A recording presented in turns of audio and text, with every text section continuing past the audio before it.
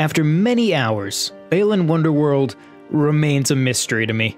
It clearly has modern influences, most obviously Super Mario Odyssey in its ability swapping mechanics, and yet it either wildly misunderstands them or simply takes glee in ignoring key elements.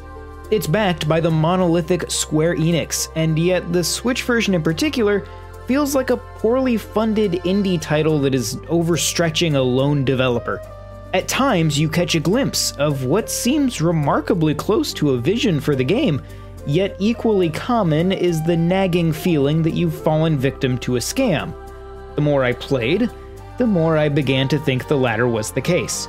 Balan Wonderworld is a 3D platformer that has a plot of some sort. The opening cutscene reveals a child who is sad. They meet the titular Balan, who is a strange, often floating, top hat wearing person, and together they set off on a quest that is occasionally theater themed and might also be a musical. Balan gives you access to what I assume are the subconsciouses of people who have either been possessed by evil, murdered by a dolphin, or are just generally bummed out. Across 2 levels and a boss fight, you'll save this person. As the game went on, my wife and I began to suspect that the people you were rescuing were in fact dead, and Balan was some sort of guardian of limbo. Your actions were then obviously intended to help these people move on. The girl who was murdered by her possessed dolphin is the most obvious evidence of this being the plot. When the dolphin murders her, it knocks off her scuba gear, thus the death. When you complete her levels, you then see her swimming under the ocean with the dolphin again, but now she no longer needs a breathing apparatus, because she's already dead, and I dare anyone to tell me that that isn't the plot of Balan Wonderworld. The primary hook, or harpoon, or whatever the most threatening sharp device you don't want to be hit by, of Balan Wonderworld is the costume system. Across each stage, you'll encounter costumes sealed in boxes that require a key to open. Usually the key is right next to them, so it's not really clear why you need a key, but you need a key, so just go get the key. Each costume has an ability, and only one ability. Outside of pausing and switching costumes, every button on the controller does the same thing. Whatever action is associated with your current costume. For some of them, it may involve jumping. For others, it will be something that super isn't jumping. Occasionally, you'll find yourself in a position where you really need to jump to move forward or go back, but have managed to be in possession of no costumes that can jump. Whoops, I guess you better go die. Yay, video game.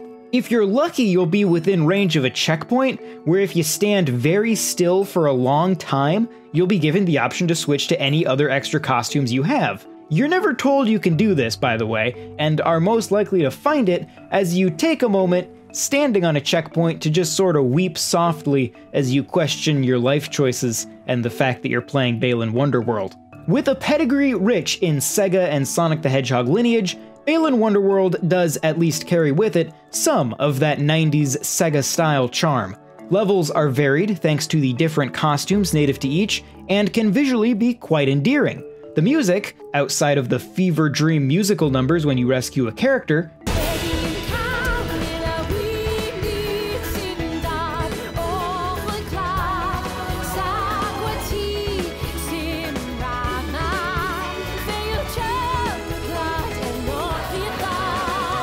yeah, other than that, it's quite good, and probably a highlight of the entire experience. Most of the level design itself is perfectly passable. The presentation might normally allow me to gloss over some otherwise rough edges, but unfortunately the Switch manages to run precisely none of it. Every time you switch costumes, the frame rate stutters. Every time enemies spawn in, it freezes up entirely for a second or two. Just moving through the level can cause debilitating performance drops that have caused me to completely lose control of my character on multiple occasions. Each level contains several Balan statues. These are the prime MacGuffin of Balan's Wonderworld. You'll be able to get a few on your first run through, but most require revisiting the stage with costumes from other stages. These aren't open levels in the vein of 3D Mario either, but rather a linear point A to point B with statues hidden along the way. When you hit the point in the stage to get a statue, you need to already be fully equipped. At this point, you better hope you've stumbled into the costume swap on checkpoints, otherwise some of these are borderline impossible to reach. But here's the thing, even if you know exactly which costume you need and you have that costume unlocked, that doesn't guarantee you'll be able to use it. In order to switch to a costume, you need to have extras of it in your stockpile. For that to happen, a costume needs to get knocked off your list of up to 3 costumes that can be in your inventory at once by finding a new costume, sending it into your stockpile. If you don't already have the costumes you need stockpiled, then you literally have to go back to a stage and grind for costumes. This requires you to go to the stage that contains the costume you want, get a key, because you have to have a key, unlock the costume box with the key, go back to where the key was and wait for it to respawn, then take the key back to the box, wait for the box to respawn, and continue this pattern until you feel you have enough costumes built up that hopefully you'll never have to do this again.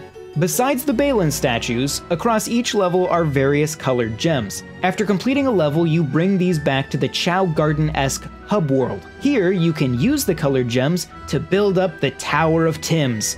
What's a Tim? I'm so glad you asked, and I wish you knew, but they're apparently these things. Tims eat gems, then go to the place where the gems are turned in and deposit them for you. Oh, you thought you could deposit the gems yourself?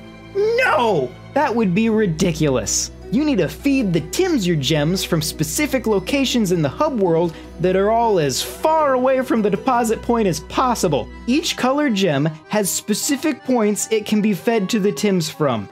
And if you thought you could just drop them and go, you'd be wrong. Because of course you would. The Tims take a long time to eat all the gems, and if there are too many gems and not enough Tims, then the gems will despawn after a while, meaning you won't be able to unlock another section of the Tower of Tims, and that would be a disaster. So you'll need to wait at each drop-off point, carefully monitoring the consumption of gems by the Tims, picking back up any that are about to despawn, then putting them back out when the Tims are ready, before finally moving on to the next color.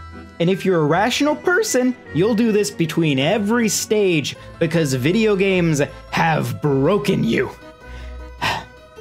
Balan Wonderworld will leave you with a sense of wonder. A nagging sort of wonder, the kind of wonder that makes you wonder. Wonder how a game could so masterfully miss literally every opportunity to treat its players with a modicum of respect. Wonder how a very well-known publisher could stomach having it in their library. What in the world happened with the Switch version, and wonder where your $60 went. This video is made possible by our generous supporters on Patreon. Did you know that Nintendo World Report is funded directly by fans like you? When you support Nintendo World Report on Patreon, you get immediate access to multiple exclusive podcasts every month, exclusive Discord channels, an early look at select content, and more, all for as little as $1 a month. Check out patreon.com/NWR for all the details.